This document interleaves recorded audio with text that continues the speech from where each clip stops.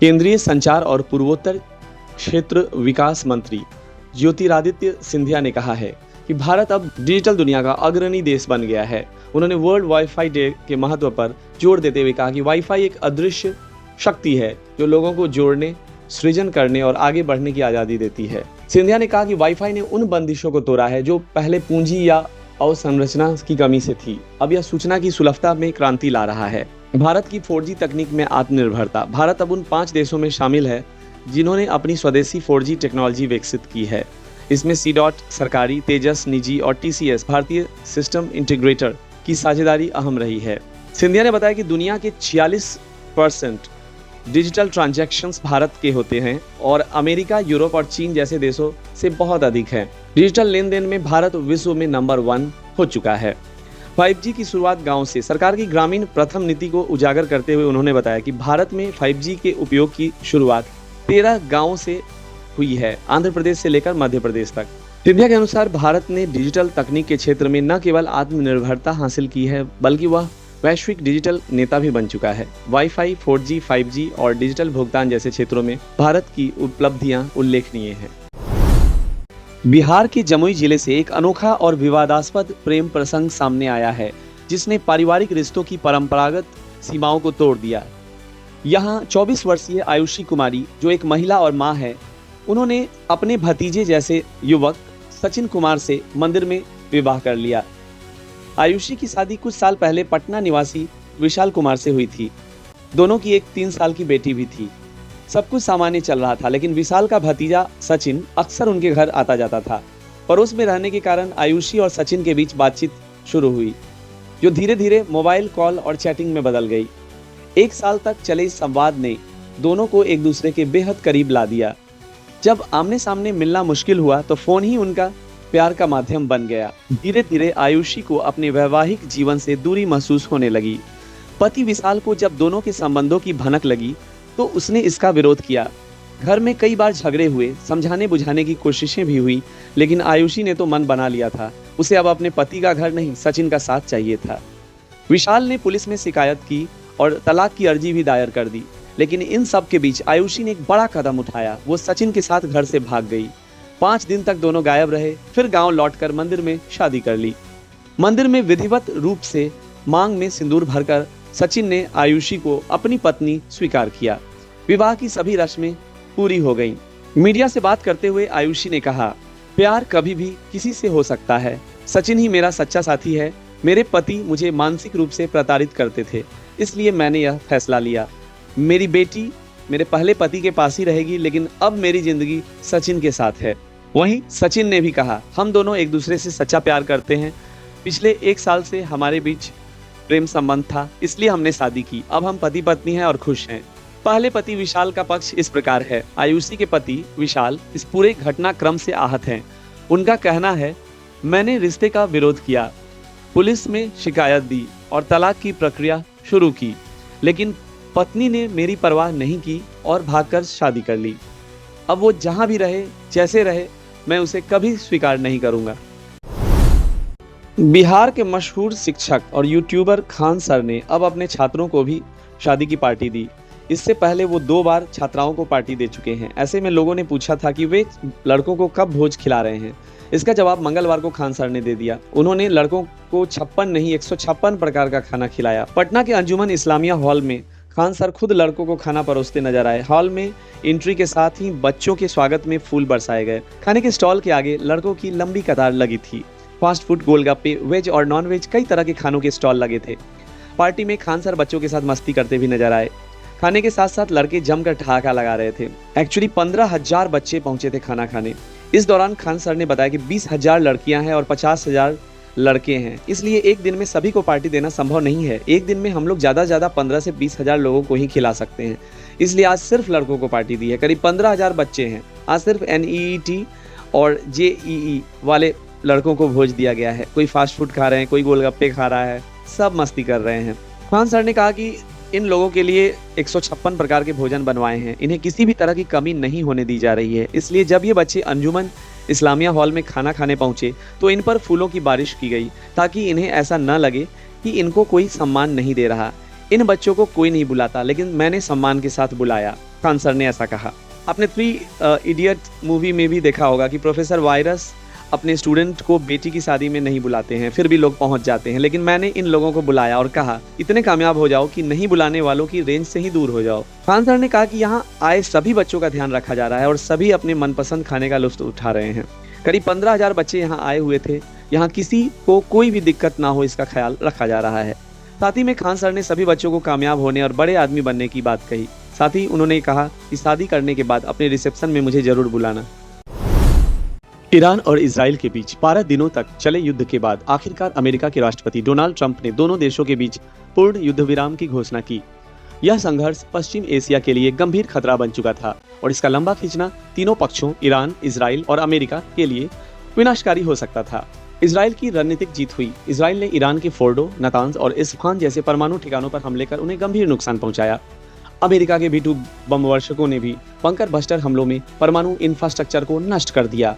इससे ईरान का परमाणु कार्यक्रम कई साल पीछे चला गया। ईरान ने जवाबी कार्रवाई की। ईरान ने 500 से अधिक मिसाइलें और ड्रोन हमले किए। फिर तेल अवीव, जेरूसलम जैसे शहरों पर हमले हुए, जिससे इजरायली सैनिकों की जानें गई, साथ साथ इजरायली नागरिकों की भी जानें गई।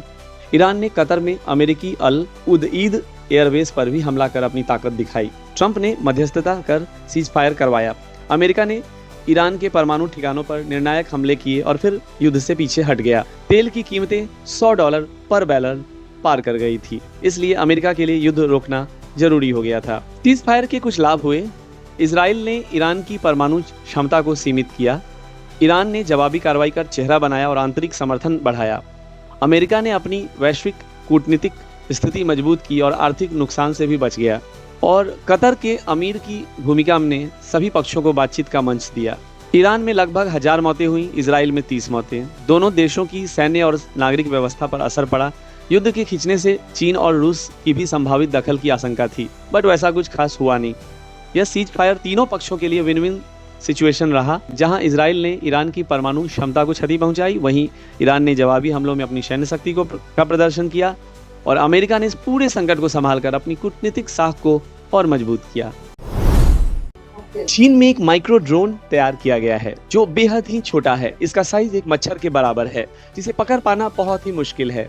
इसे चीनी सेना अपने ऑपरेशन में यूज कर सकती है। इस ड्रोन के अंदर camera, sensor, power device, control circuit और अन्य एलिमेंट्स को शामिल किया गया है।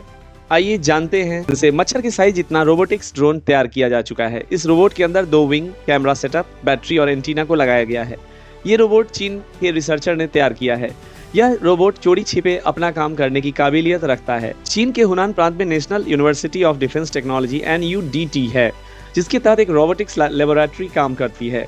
इस लेबोरेटरी में मच्छर के साइज के जितना ड्रोन तैयार किया गया है। यह ड्रोन मिलिट्री ऑपरेशन में यूज किया जा सकता है। लेटेस्ट माइक्रो ड्रोन की जानकारी चाइना के सेंट्रल टेलीविजन के चैनल CCTV पर दिखाई गई। चैनल पर मच्छर के साइज का ड्रोन दिखाते हुए NUDT के रिसर्चर लियांग हेक्जियांग ने बताया कि उनके हाथ में एक मच्छर के साइज का रोबोट मौजूद है। यह युद्ध के दौरान स्पेशल इंफॉर्मेशन कलेक्ट करने में मदद करता है। आज रूस ने US और इजराइल के हमलों की निंदा करते हुए ईरान का समर्थन किया है। नासा एक्सियोम स्पेस और स्पेसएक्स की साझेदारी में एक्सियोम मिशन को 25 जून बुधवार को सुबह 2:31 बजे दोपहर इंडियन स्टैंडर्ड टाइम पर अंतरिक्ष में भेजने की योजना है। यह मिशन प्राइवेट अंतरिक्ष यात्रियों का चौथा मिशन होगा जो अंतर्राष्ट्रीय अंतरिक्ष स्टेशन ISS की ओर रवाना होगा। इसका लॉन्च स्थल नासा का कैनेडी स्पेस सेंटर, फ्लोरिडा है। इसके लिए स्पेसएक्स का फॉल्कन 9 रॉकेट और नया ड्रैगन अंतरिक्ष यान इस्तेमाल किया जा रहा है। डॉकिंग का समय 26 जून की सुबह 7 बजे है। इसके crew members commander Peggy Whitson, जो कि पूर्व नासा अंतरिक्ष यात्री थे, अब एक्सियोम की मानव अंतरिक्ष उड़ान निदेशक हैं। Pilot group captain Shubhanshu Shukla, जो कि भारत के इसरो से हैं। मिशन स्पेशलिस्ट तौर पर स्लावोज उजनास्की पोलैंड से, टिबोर कापू हंगरी से हैं। यह मिशन भारत, पोलैंड और हंगरी के लिए 40 वर्षों बाद पहली सरकार प्रायोजित मानव अंतरिक्ष उड़ान है। तीनों देशों के अंतरिक्ष यात्री पहली बार एक साथ ISS पर मिशन अंजाम देंगे। मिशन में 60 वैज्ञानिक अध्ययन और गतिविधियां शामिल हैं जो 31 देशों का प्रतिनिधित्व करती हैं। इसके वैज्ञानिक उद्देश्य इस प्रकार हैं। इसके वैज्ञानिक उद्देश्य में मानव स्वास्थ्य, पृथ्वी अवलोकन, जैविक और भौतिक विज्ञान में अनुसंधान, भारत, अमेरिका, पोलैंड और हंगरी के लिए माइक्रोग्रेविटी रिसर्च को बढ़ावा देना और अंतरिक्ष सहयोग को मजबूती देना है। एक्सियम 4 मिशन भारत समेत अन्य देशों के राष्ट्रीय अंतरिक्ष कार्यक्रमों को वैश्विक मंच पर आगे लाने का अवसर प्रदान करता है। यह मिशन निम्न पृथ्वी कक्षा LEO में अंतरिक्ष अनुसंधान की दिशा में एक ऐतिहासिक और वैश्विक मील का पत्थर है। रश्मिका मंदाना साउथ सिनेमा की बहुत पॉपुलर एक्ट्रेस हैं। उनकी तगड़ी फैन फॉलोइंग हो चुकी है। रश्मिका दक्षिण के साथ हिंदी सिनेमा में भी सक्रिय हैं। रश्मिका कुबेर की सक्सेस को एंजॉय कर रही हैं। वहीं इसी बीच रश्मिका को साउथ सुपरस्टार्स चिरंजीवी और नागार्जुन से खास कॉम्प्लीमेंट मिले हैं। हाल ही में कुबेर की सक्सेस पार्टी के दौरान नागार्जुन ने रश्मिका की परफॉर्मेंस की खूब तारीफ की। चिरंजीवी ने भी रश्मिका के टैलेंट को सराहा। नागार्जुन ने रश्मिका की तारीफ में कहा, रश्मिका को स्क्रीन पर देखने के बाद मुझे श्रीदेवी की याद आ जाती है। अपनी तारीफ सुन रश्मिका शर्माती हुई नजर आई। नागार्जुन के अनुसार इसमें कोई दो राय नहीं है कि फिल्म पुष्पा के बाद रश्मिका को नेशनल क्रश का नाम मिला है। इसी मूवी की वजह से वो नागार्जुन का क्रश भी बन गई हैं। रश्मिका फिल्म में बहुत शानदार लगी हैं। पार्टी में स्पेशल गेस्ट के तौर पर पहुंचे चिरंजीवी ने भी रश्मिका की बहुत तारीफ की। चिरंजीवी ने भी रश्मिका मंदाना को अपना क्रश बताया। बॉलीवुड की सबसे लंबी चलने वाली कॉमेडी फ्रेंचाइजी हाउसफुल की 5वीं किस्त हाउसफुल 5 करीब 16 साल बाद आई है। जैसे जैसे वक्त गुजरा है वैसे वैसे इस सीरीज की स्टार कास्ट और बजट भी बढ़ते चले गए हैं। इस बार फिल्म में लगभग 1.5 दर्जन कलाकार नजर आ रहे हैं और इसका प्रोडक्शन बजट लगभग 225 करोड़ रुपए बताया जा रहा है। अब इस फिल्म को हिट करार दिए जाने के लिए 300 करोड़ क्लब में प्रवेश करना जरूरी होगा, लेकिन उम्मीद से बेहद कम एडवांस बुकिंग को देखते हुए यह सफर आसान नहीं लग रहा। फिल्म की कहानी का मोटा मोटा खाका पहले ही ट्रेलर में दिख चुका है। ब्रिटिश अरबपति रंजीत डोबरियाल रंजीत अपने 100वें जन्मदिन पर एक लग्जरी शिप पर पार्टी आयोजित करते हैं, लेकिन पार्टी शुरू होने से पहले ही उनका दिल का दौरा पड़ने से निधन हो जाता है। मरने से पहले वो अपनी सारी संपत्ति की वसीयत अपने बेटे जॉली के नाम करते हैं, लेकिन दावेदारी पेश करने 3 जॉली सामने आ जाते हैं। वो जलालुद्दीन उर्फ जॉली, रितेश देशमुख, जलभूषण उर्फ जॉली, अभिषेक बच्चन और जूलियस उर्फ जॉली, अक्षय कुमार। जांच के लिए DNA टेस्ट कराया जाता है, लेकिन रिपोर्ट आने से पहले डॉक्टर की हत्या हो जाती है। अब शक शिप पर मौजूद सभी लोगों पर है, तीनों जॉली, उनकी पत्नियां और रंजीत का स्टाफ। वसीयत के अनुसार अगर असली जॉली सामने नहीं आता तो संपत्ति सब में बराबर बंटनी है। इस बीच शिप पर एक के बाद एक हत्याएं होती हैं। अब असली वारिस कौन है और कातिल कौन, इसके लिए फिल्म देखनी पड़ती है। फिल्म का निर्माण साजिद नाडियाडवाला ने किया है और लेखन में उनका साथ दिया है फरहाद सामजी और निर्देशक तरुण मनसुखानी ने। फिल्म में कॉमेडी, म्यूजिक, इमोशन और थ्रिलर सब कुछ भरने की कोशिश की गई है, लेकिन यह मसालों की ओवरडोज बन जाती है। इतने सारे कलाकारों को एक साथ मैनेज करना निर्देशक के लिए चुनौतीपूर्ण रहा है और कहानी असंयमित और खिंची हुई लगती है। करीब 2 घंटे 45 मिनट लंबी फिल्म में कई बार कृत्रिम रूप से खिंचाव महसूस होता है। पहला हाफ थोड़ा ठीक ठाक है और हंसी मजाक सही चलती है, लेकिन सेकंड हाफ में कहानी पटरी से उतर जाती है। फिल्म के 2 वर्जन A और B थिएटर्स में रिलीज किए गए हैं, जिनमें अलग अलग कातिल होते हैं। हमने A वर्जन देखा जिसमें क्लाइमैक्स कमजोर लगा। अक्षय कुमार, अभिषेक बच्चन और रितेश देशमुख अपने पुराने मस्ती भरे अंदाज में लौटे हैं। बाकी कलाकारों का काम भी ठीक है, लेकिन कहानी का बहाव इतना अव्यवस्थित है कि कोई किरदार असर नहीं छोड़ पाता। फिल्म का संगीत औसत है और रफ्तार को रोकता है। सिनेमेटोग्राफी और कैमरा वर्क शानदार हैं। समंदर और क्रूज के दृश्य काफी आकर्षक हैं। फिल्म की कहानी हॉलीवुड फिल्म मर्डर मिस्ट्री 2019 से काफी हद तक मिलती है, जिसे आप OTT प्लेटफॉर्म पर देख सकते हैं। कई सीन हाउसफुल 5 में सीधे सीधे उस मूवी से प्रेरित लगते हैं। अगर आप इस वीकेंड बिना लॉजिक वाली मस्ती और माइंडलेस कॉमेडी के मूड में हैं, तो हाउसफुल 5 एक बार देख सकते हैं, वरना हाउसफुल फ्रेंचाइजी की पुरानी किसी हिट फिल्म को दोबारा देखना ज्यादा मजेदार और संतोषजनक अनुभव हो सकता है। दोस्तों, मैं आपको ऋषभ पंत के एक्सीडेंट के बाद से अब तक की कहानी बताने जा रहा हूँ।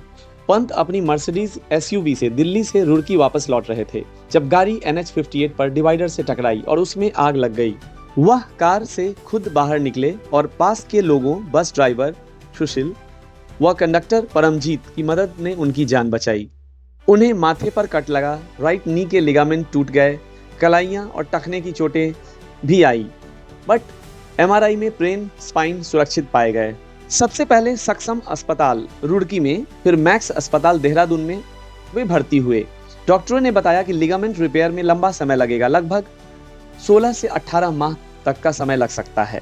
पंत ने अपने जीवन रक्षक रजत और नीसू को 2 व्हीलर गिफ्ट की और उनके प्रति आभार प्रकट किया। पंत पहली बार 2023 अगस्त में बेंगलोर में ट्रेनिंग में बल्लेबाजी करते हुए नजर आए। सोशल मीडिया पर उनकी रिकवरी का वीडियो वायरल हुआ, जिसमें वह फुल स्विंग से शॉट्स मार रहे थे। उन्होंने स्वीकार किया कि पहली बार जिंदगी में लगा कि मेरी दुनिया यहाँ खत्म होने वाली है। मार्च 2024 में आईपीएल 2024 के लिए दिल्ली कैपिटल्स के कप्तान ऋषभ पंत चुने गए।